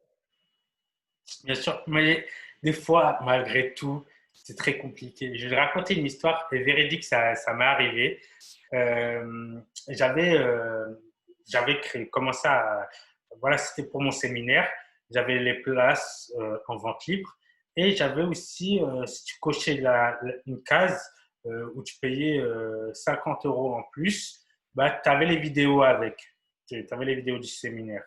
Il y a une personne qui a coché juste la case parce qu'elle voulait que les vidéos et elle a pris. Mais normalement, tu ne peux pas prendre juste les vidéos sans passer par la case séminaire parce que ça coûte que 50 €. Et c'était pas rentable pour moi. Mais bon, vu que j'avais pas retiré cette manœuvre, du coup, je me suis dit, ah non, je suis obligé pour moi, dans mon éthique, c'est dans ma page de vente. Du coup, voilà, il a réussi à passer entre les mailles du filet. Il n'y a pas de souci, je vais lui passer les vidéos. Mais Et, tu vois, après… attends, regarde, c'est très marrant ce que je vais te dire. La personne, un jour après le séminaire, elle me demande les vidéos. Je dis, bah non, il faut le temps que la personne fasse le montage vidéo, qu'il m'envoie les vidéos, que je puisse les mettre sur, euh, sur ma page et après, je te donne les accès. Et après, il me dit, non, moi, tout ça, j'attends une semaine. Je dis, mais dans une semaine, ça sera pas fait. Il faut attendre au moins 3 4 semaines avant de pouvoir que je puisse les récupérer moi. Après, il me dit, bah non, je veux un remboursement. Donc, du coup, il n'y a pas de souci. Je lui fais son remboursement. Ça m'a arrangé parce qu'au départ, ce n'était pas ce que je voulais. Les vidéos à 50 €, je trouvais que c'était donné. Du coup, ça m'a arrangé. Je lui fais son remboursement. Je reçois les vidéos. Et au moment où je reçois les vidéos, je les mets en vente également à 197 € parce que c'était sur 2 jours, il y avait 12 intervenants. Après, il me dit non, moi je les veux à 50 €. Et je dis bah non, tu les as eu à 50 €, tu m'as demandé un remboursement, maintenant ils ne seront plus jamais à ce prix-là, ils seront au prix. Ouais, bah t'es un voleur. Tu vois, directement. En fait, des fois, quelle que soit la situation, tu ne peux pas mettre tout le monde d'accord. Du coup, je dis, OK, il n'y a pas de souci, il n'y a aucun problème et tout ça. Pense ce que tu veux. Moi, je sais que j'étais droit dans mes baskets. Tu n'as pas été patient. Maintenant que les vidéos sont là, bah, on ne peut pas faire autrement que les mettre au prix normal. Et malgré qu'ils me disent, tu es un voleur, etc., bah, 3 jours après, il a repris les vidéos. Au prix plus cher. Au prix plus cher. J'allais te dire, alors si tu ne m'avais pas dit ça, j'allais te dire, il savait qu'il était de mauvaise foi quand il t'a dit voleur. Ouais, mais au final, Il a j'ai quand même essayé. pris les vidéos. Ouais, ouais, Il a exactement. essayé. Mais pourquoi? Parce qu'il a pris les vidéos, parce que quelque part, même ne serait-ce que ta réaction, la manière dont tu as géré ça, ça a montré ton éthique jusqu'au bout. Quelqu'un qui a la même éthique, qui a en tout cas une valeur de confiance, qu'est-ce qu'elle va faire? Toi, tu vas proposer tout ça, je ne sais pas, moi, et c'est ce que j'allais dire, tu m'aurais proposé ça. Franchement, je ne me sentirais pas à l'aise d'accepter même ce que tu me proposes. Parce que je sentirais que ce n'est pas juste. Enfin, j'aurais l'impression vraiment d'abuser et de profiter, de me dire, mais attends, non, mais il m'a dit que c'était une erreur en plus, un truc informatique, etc. Donc, et il me propose quand même ça. Tu vois, les gens savent quand ils sont de mauvaise foi. De toute manière, ce qu'on a dans le cœur. Et c'est pour ça que quand on regarde un problème, il faut le regarder de manière factuelle. Parce que dans le cœur, chaque personne sait faire la différence entre ce qui est bon et ce qui n'est pas. Ce qui est de bonne foi et ce qui est de mauvaise foi. On le sent directement. Quand on part un petit peu de travers, on le sent. Il y a un sentiment là. Alors oui, tu peux le tasser, mais il est là. C'est tout. Ouais, Non, Sauf qu'il y en a qui sont plus à l'aise avec ça que d'autres, à tel point que, ben, à un moment, voilà, il n'y a plus, parce que ce qui compte, c'est d'avoir une attitude où la fin justifie les moyens. Pour moi, la fin ne justifie jamais les moyens. Les moyens sont parfois même plus importants que la fin. Pourquoi? Parce que la fin, elle n'est pas dans tes mains. En Quand parlant de tu… ça, en parlant de Ouais. ça, j'aimerais revenir juste à la question juste d'après parce qu'on va pas. C'est vraiment, ça rentre pile poil dans le système là. Euh, je me demande, ok, il y a des entrepreneurs qui se lancent et ça ne marche pas. Ça ne marche pas et du coup, ils sont un peu borderline sur leur manière d'être. Ils deviennent un peu, ils mettent un peu leur éthique de côté pour vendre parce que justement, ils ne font pas d'argent. Est-ce que ces entrepreneurs, on peut leur pardonner ou bien on les met dans le même sac que les autres? Au cas par cas. Alors si, je ne sais pas, on va dire, je me mets dans la situation où j'ai affaire à quelqu'un qui a fait ça, ça va dépendre. Bah, si la personne, elle persiste, et si toi, en tant que client, tu lui fais remarquer, et que la personne, elle persiste, pour moi, elle t'a ignoré, alors que voilà, tu la mets devant quand même des faits et elle va te dire oui, mais de toute façon, moi je m'en fous parce que de toute façon, c'est ce système-là qui fait que je suis blindée aujourd'hui. Quand j'étais honnête, ça ne fonctionnait pas. La question, c'est est-ce que cette personne, elle aura une baraka? L'autre question, c'est est-ce que ce succès qu'elle aura dans la malhonnêteté n'est pas son épreuve? Parce qu'on peut être éprouvé dans la difficulté, mais on peut être éprouvé dans la réussite. Pourquoi? Parce que quand on réussit ou quand on a du pouvoir, comme les chefs d'État, etc., les comptes qu'on doit rendre sont beaucoup plus importants. Donc, est-ce que cette personne, elle est vraiment, elle réussit? Parce que pareil, tu vois, tout est dans la définition des mots. C'est quoi la réussite? Est-ce que c'est d'avoir une notoriété, d'avoir beaucoup d'argent, de faire plein d'events? Est-ce que c'est la réussite? Est-ce que c'est pas une punition? On n'en sait rien.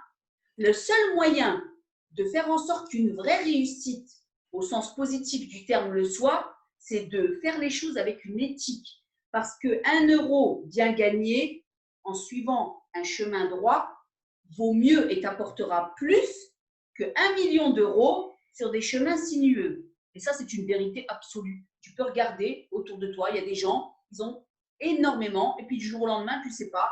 Et pourquoi? Il y a des choses qu'on ne contrôle pas. Ouais, totalement d'accord. Totalement d'accord. Euh, je veux venir à cette question-là qui me paraît très importante. Pour moi, pour toi, est-ce que c'est éthique à mon avis, non. Mais je te pose quand même la question. Pour toi, est-ce que c'est éthique de calomnier son concurrent parce que c'est son concurrent, de parler sur telle personne parce que c'est son concurrent, de faire des groupes de personnes pour attaquer cette personne parce que c'est son concurrent? C'est un peu comme une guerre, tu vois, une petite guerre entre concurrents et tout ça.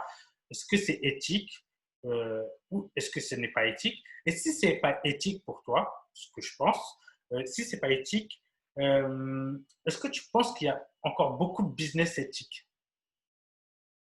Je pense qu'il y a énormément à faire dans le domaine de l'éthique pour les business. Moi, d'ailleurs, c'est quelque chose qui m'intéresse beaucoup que j'observe parce que je critique, mais je ne critique pas pour démonter Bien des sûr. gens.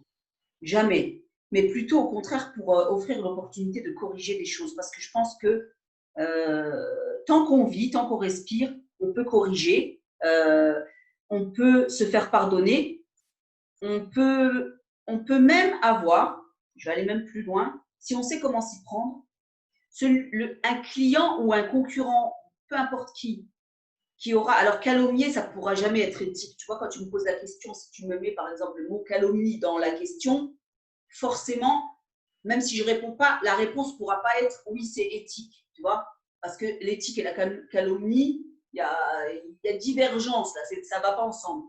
Mais si je reformule par exemple la question, le fait de parler de son concurrent d'une manière, en tout cas, qui ne lui plairait pas, pour dire les choses simples, de toute façon, ça ne peut jamais être éthique parce que ça revient à être déjà ben, voilà, de la calomnie, de la médisance. Après, moi, je pense qu'il y a de la place pour tout le monde. Et au contraire, si tu mets en avant le fait que le choix est possible, finalement, tu es un choix de plus. Ouais. Le monde est assez grand. Je veux dire, alors je vais revenir à l'exemple du restaurant parce qu'on peut l'appliquer à tellement de choses. S'il n'y avait qu'un seul restaurant dans le monde ou dans chaque ville, je crois que ça ne plairait pas. Déjà, rien qu'à voir avec le confinement, le fait d'avoir plein d'endroits qui ont été fermés, etc., qui réouvrent, mais tu ne peux pas aller t'asseoir. Mais non, quand tu as le choix, c'est super parce qu'il y a autant de personnes qui peuvent offrir un service que de personnes qui existent pour les consommer. Toi, Rachid, tu vas correspondre à une certaine niche, des gens qui vont s'identifier, qui vont être inspirés, mais qui, d'autres, en fait, ou d'autres, il y en aura qui ne vont pas se sentir inspirés, et c'est OK. Il y a assez pour tout le monde. Pourquoi? Parce qu'on en revient à une certaine éthique, il y a des valeurs. Au final, tu n'auras pas plus que ce que Dieu a prévu pour toi. Donc, d'aller calomnier ton concurrent, d'aller lui mettre des bâtons dans les roues, d'envoyer des gens écrire des opinions en disant « moi, j'ai essayé ça », mais tu n'auras pas de barre à cœur, clairement. Après, on croit ou on ne croit pas. Mais pour moi, c'est travailler main dans la main, tu vois. Ce n'est pas la peine d'attaquer le concurrent. Si moi, par exemple, j'ai ma boutique et puis à la boutique à côté, on vient, on ne trouve pas chez moi ce qu'on est venu chercher, ben, je vais dire au client, écoutez, regardez voir, je vais peut-être même m'intéresser à ce qui se fait dans la boutique d'à côté, parce que je vais dire, écoute, tu sais quoi, fais un partenariat plutôt. Moi, s'il y a quelqu'un qui ne trouve pas ça ici, je te l'envoie, et puis toi, tu fais pareil. Et s'il ne le fait pas, il n'est pas obligé, hein, mais si toi, tu le fais, et ben, quand tu vas dormir la nuit, tu étais aligné, tu as fait du bien, tu vois. C'est pas parce que toi, tu n'avais pas ce client que tu ne peux pas aller l'envoyer chez ton concurrent. Moi, d'ailleurs, j'aime pas le mot concurrent parce que y a un effet d'opposition, tu vois. Je préfère dire que voilà, tout le monde est partenaire et tout le monde se complète. Allah subhanahu wa ta'ala, il nous a fait de manière unique. Il a fait don de compétences uniques à chacun. Il y en a qui les connaissent, qui les exploitent. Il y en a d'autres qui ne les connaissent pas. Mais tout le monde en a. Si chacun exploite son potentiel qui est unique et le don que le Créateur lui a fait à lui et qu'il n'a pas fait à un autre, il réussira. S'il ne réussit pas, c'est peut-être que c'est son test pour voir comment il va réagir. À un moment, il ne faut pas trop se prendre la tête. Et si tu ne réussis pas dans un business, ok, bah fais-en un autre. Essaye. L'échec, ça n'a jamais tué personne. Hein. Tu te relèves et tu continues. Donc, la concurrence pour moi, elle doit être faite. En tout cas, il n'y a pas de concurrence. Il n'y a que des gens qui se complètent. Et puis, tu peux aider ton concurrent même. Fais-lui de la pub. Travaille avec lui. Tu seras plus respecté. C'est clair, moi je suis tout à fait d'accord avec toi. Déjà, c'est pour ça que moi, déjà, pour être clair avec les gens, c'est pas, voilà, oui, je suis diplômé en praticien en PNL, mais je ne fais plus de PNL parce que ça ne m'intéresse plus et parce que les histoires des autres, ça me touche. Je me suis vraiment concentré sur la réussite. Je ne peux pas avoir réponse à tout. Du coup, j'essaie de m'entourer du maximum de personnes, d'organiser des choses avec vraiment des personnes qui sont complètement différentes, des champions du monde de karaté, ça peut être des gens qui font du mind mapping, ça peut être… Mais peu importe, en tout cas, j'essaie de m'entourer du maximum de personnes. Et moi, et ce que tu soulignes, pour moi, c'est très intéressant parce que moi, c'est un truc que je fais tout le temps. Quand je ne connais pas un domaine, je ne suis pas expert dans ce domaine, mais que je connais quelqu'un qui est expert dans ce domaine ou quoi que ce soit, je dis, allez voir cette personne. C'est mieux pour soi, pour moi, par exemple, qui envoie la personne, mais c'est mieux pour la personne qui demande. Pourquoi? Parce qu'elle aura des informations claires. Moi, c'est vrai qu'aujourd'hui, je reproche à certains coachs d'être le Lucky Luke du coach. Ça veut dire, il a réponse à tout, sur l'amour, sur la confiance en soi, sur l'estime de soi, tu lui poses n'importe quelle question, il te facture et il dit ouais, c'est bon, je suis ton homme. Alors que c'est faux. Des fois, tu es plus expert dans un domaine que dans un autre. Ça ne sert à rien de conseiller, et c'est aussi ça un truc que je reproche, de conseiller par rapport à ce que toi tu vis. Non, il faut que tu prennes du recul et que tu conseilles par rapport à la personne qui est devant toi, pas par rapport à ce que tu penses. Ça, je veux le souligner parce que c'est très important pour moi. Il n'y a pas de concurrence, il n'y a pas de, de, de guéguerre ou quoi que ce soit. Non, on doit être unis. On doit être unis. Et on doit être unis, c'est ça qui va aider la communauté. Si tu as la prétention ou même l'envie, je ne dirais pas la prétention, mais si tu dis que tu vas pour aider les autres et tu es persuadé de ça, tu es convaincu que tu fais ce business-là pour aider les autres, tu ne peux pas avoir de concurrence. Tu ne peux pas avoir de personnes avec qui tu vas te dire oui, non, mais lui, j'aime pas ou pas. Ou tu ne peux pas avoir réponse à tout. Ce n'est pas une honte de dire je ne sais pas. Moi, je sais à chaque fois qu'on m'envoie un message, qu'on me dit oui, voilà, j'ai un problème avec ma femme, je t'arrête tout de suite. Moi, je ne suis pas compétent dans ce domaine-là. Je peux t'envoyer vers des personnes compétentes. Comme ça, au moins, tu ne me racontes pas toute ta vie et je peux t'envoyer directement vers quelqu'un qui peut t'aider. Ça, il ne faut pas avoir honte de faire ça. Il ne faut pas avoir honte de dire j'ai peur de te conseiller car ce n'est pas mon domaine. À part un ami, tu peux lui donner un conseil d'ami et pas un conseil de coach. Ça, c'est important. Et j'aimerais aussi dire qu'en fait, on doit être vraiment, je le répète parce que je l'ai dit, mais on doit être tous unis, main dans la main, avancer, être éthique. On peut faire des erreurs. L'erreur est humaine. On peut faire des erreurs. Mais quand on vous dit, et il faut avoir aussi la manière de dire, excuse-moi mon frère ou ma soeur, ça je pense que c'est un peu limite et tout ça par rapport à ça. Ça ne sert à rien d'afficher la personne tout de suite sur les réseaux sociaux. Essayez de la contacter en privé ou quoi que ce soit. Par contre, vous avez le droit, si au bout d'un certain temps vous n'avez pas de réponse et que vous trouvez vraiment limite ce que la personne fait, vous pouvez le dire sur les réseaux sociaux parce qu'elle le fait sur les réseaux sociaux, vous pouvez le dire sur les réseaux sociaux. Mais pour moi, il est important de quand même commencer par la contacter gentiment de base parce que c'est peut-être une personne qui a une conscience et qui s'est trompée ou qui ne sait pas qu'il a fait une erreur. Donc, contactez-le, dites-lui. Comme moi, on a fait, pour moi, on m'a dit tes conditions générales ne sont pas là. J'ai fait quoi? Je les ai rajoutées tout de suite. Je me suis dit, ah, c'est vrai, il faut que je les mette la prochaine fois. Donc, vraiment, mais marcher dans les mains dans la main. Et ce que tu as dit tout à l'heure, j'aimerais aussi rebondir aussi sur ce que tu dis tout à l'heure. Tu as dit que ce n'est pas un manque de confiance de faire un contrat, c'est une sécurité pour toi, pour la personne, et c'est aussi une sécurité pour ta propre éthique et pour l'éthique de l'autre. Vous avez tout sur papier. Vous ne pouvez pas vous prendre la tête. Combien de personnes se sont déchirées parce qu'ils pensaient être d'accord, mais au final, ils n'étaient pas forcément d'accord. Mais ça, c'était vraiment des quiproquos stupides et qui a gâché des amitiés, qui a gâché de la fraternité entre frères, entre sœurs, peu importe.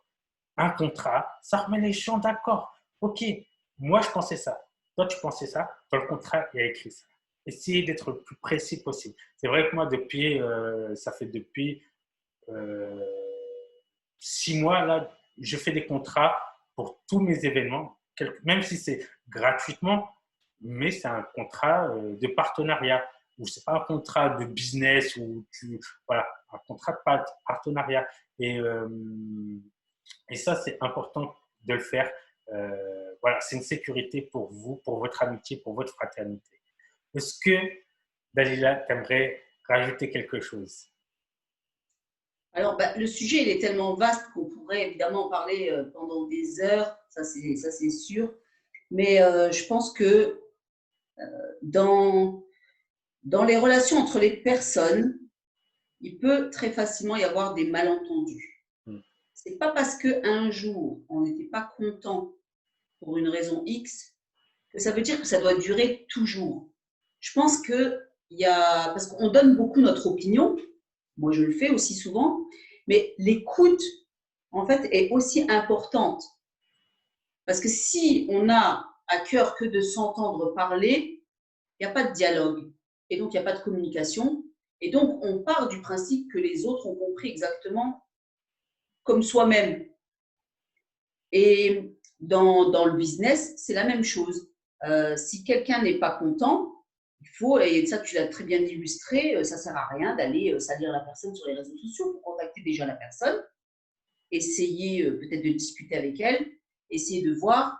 Je pense qu'avant de commencer à se plaindre et créer des problèmes, il y a quand même une montagne d'autres possibilités. Euh, et puis parce que c'est énergivore. Aller traiter un problème, c'est une dépense d'énergie qui parfois n'est pas nécessaire. Alors que établir un contrat ou mettre les choses à plat, ben, ça permet déjà de faire le point parce qu'il y a peut-être des choses auxquelles on n'a pas pensé. Quand tu commences à rédiger un contrat, en le rédigeant, tu vas te dire, ouais, mais attends, ah ouais, j'avais pas pensé que peut-être là, du fait que ça va se passer à tel endroit, voilà, il n'y aura pas, je sais pas moi. Là, il n'y a rien du tout pour manger.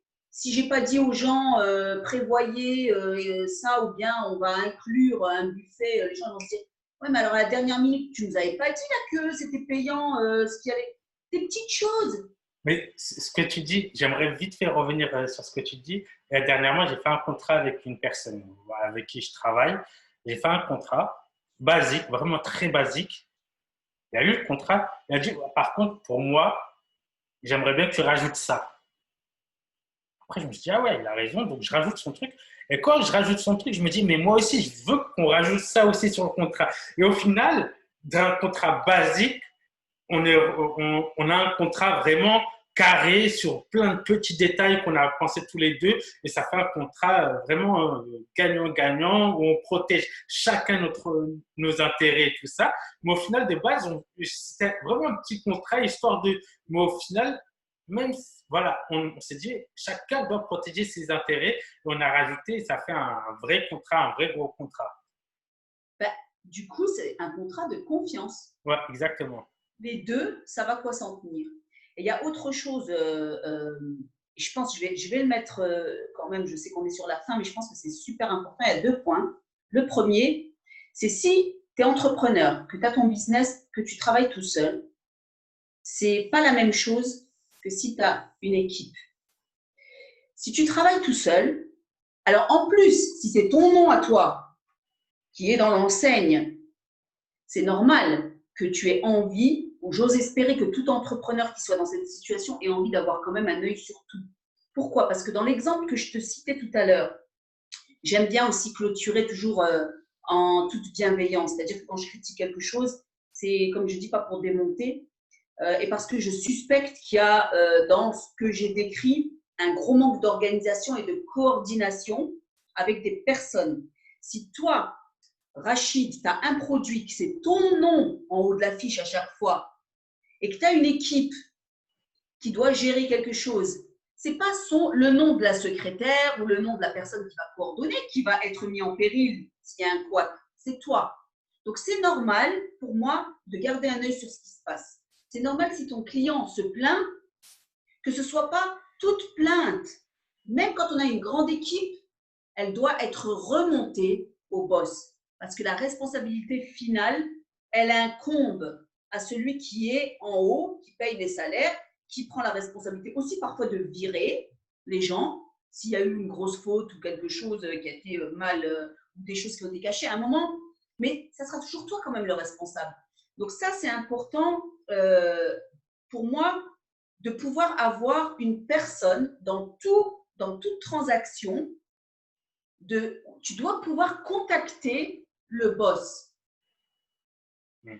te mettre à disposition en cas de problème.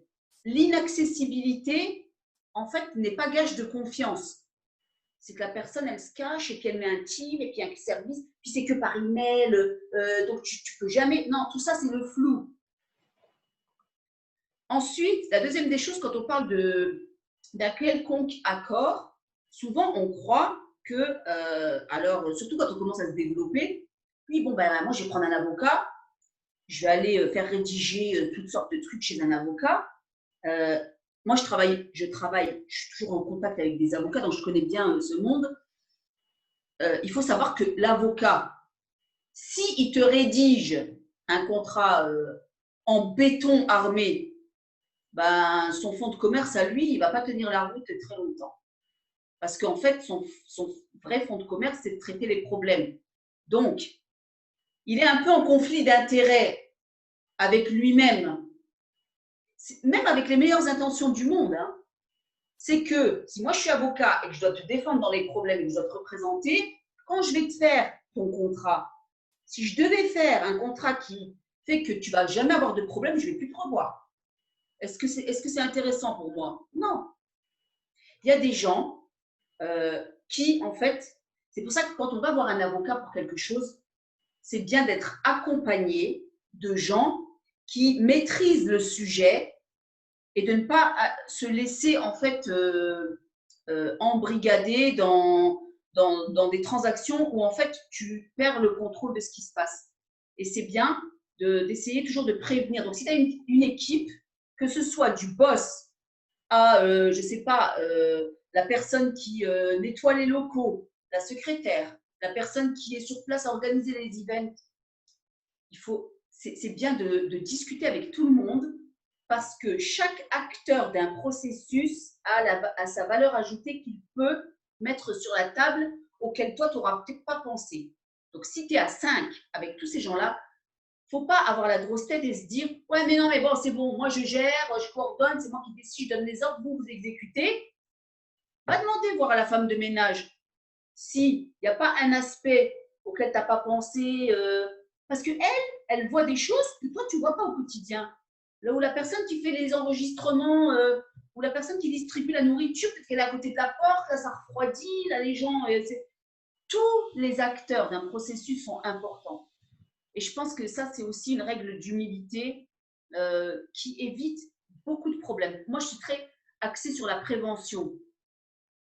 Ouais. C'est mieux que d'essayer de réparer, parce que réparer, ça prend énormément de temps, d'énergie, et puis tu n'es pas sûr que la personne va être contentée. Et je vais même rajouter un troisième point, juste pour conclure, c'est que si tu arrives à repêcher un client, parce que toi, tu as une approche éthique, tu n'es pas parfait, tu as foiré, même 10 fois, mais tu arrives à le repêcher, parce que tu t'es intéressé à lui, que tu lui as donné de l'importance, parce que lui, t'en as donné quand il a pris ton produit. Cette personne, une fois qu'elle sera satisfaite parce que tu l'as compensée, cette personne, elle va te faire ta pub à elle toute seule. Parce qu'elle a été dans la situation de ne pas être contente. Mais elle va pouvoir dire, tu sais quoi? Ah ouais, mais Rachid, il a vraiment merdé avec moi. Ah, mais à tel point que je ne pouvais pas le piffrer. Mais il y a eu ça, ça. Mais alors, il a fait ça, il a été plus loin, il a fait ça, il a cherché à comprendre et tout. Je lui ai expliqué que ce n'était pas comme ça. Mais ben, en fait, ça répare. Ah, mais moi, je vais rester là parce que je sais à qui j'ai affaire. Je sais à qui j'ai affaire quand ça va bien, mais surtout, je sais à qui j'ai affaire quand ça va mal. Et ça, c'est clair. C'est clair. Je trouve que aussi, on doit être souple. Je trouve, moi, j'aimerais vite faire rajouter ça. On doit être souple en tant qu'entrepreneur, de comprendre les gens, de comprendre les autres. Que si la personne elle a eu un désistement ou quoi que ce soit, d'être compréhensible, de pouvoir, voilà, même si elle a dépassé de 1 ou 2 jours les 15 jours de remboursement, disons, c'est pas grave, remboursez-la. Ne faites pas les pinces pour 200, 300, 1000 euros, on s'en fout. Ce n'est pas grave. C'est de 1 ou 2 jours. Voilà. Après, c'est vrai que je suis d'accord en contrepartie, il ne faut pas que les personnes n'exagèrent aussi. Tu vois, ça veut dire que si ça fait 3 mois, elle te demande un remboursement, là, tu peux dire, voilà. Mais si c'est de 1 ou 2 jours, ou que la personne, elle a eu, parce que moi, j'ai une personne qui est venue me voir, véridique, et je ne te mens pas, qui est venue me voir, qui m'a dit, oui, voilà, j'ai pris une formation chez une personne, voilà, ça fait c'était sur 14 jours le remboursement. Ça fait plus de 14 jours. Mais voilà, j'ai eu je crois que c'était son père ou sa mère qui est mort et qui a demandé un remboursement sur une formation qui coûtait à peu près 1200 euros. La personne, elle lui a dit non, tu as dépassé les jours. mais la circonstance fait que tu dois être compréhensible. Il y a une mort dans sa famille. 1 000 euros, franchement, tu ne vas pas les. Rends-lui. Rends-lui. Peut-être qu'elle va les utiliser pour justement l'enterrement ou quelque chose d'autre comme ça. Donc, elle était un peu en pleurs et tout ça. Et je trouve que nous, on a notre responsabilité en disant, malgré qu'on soit, voilà, faire du cas par cas, mais être un peu compréhensible avec les autres. Je trouve qu'on en a besoin. On n'est pas là en mode business. Voilà, c'est que le business. Non, c'est le business, mais c'est surtout l'humain. Et il faut mettre, vraiment, faut mettre en avant la partie humaine de notre travail, pas la partie business de notre travail. Voilà, moi, je voulais faire cette parenthèse. J'aimerais te dire Barakallah au fait d'avoir participé à cette émission Droit de réponse. Et de toute façon, on te voit dès le mois prochain sur la chronique Soif de réussite, sur le groupe Soif de réussite. Barakallah au fait. Salam alaikum. Barakallah. Wa alaikum salam wa rahmatullah.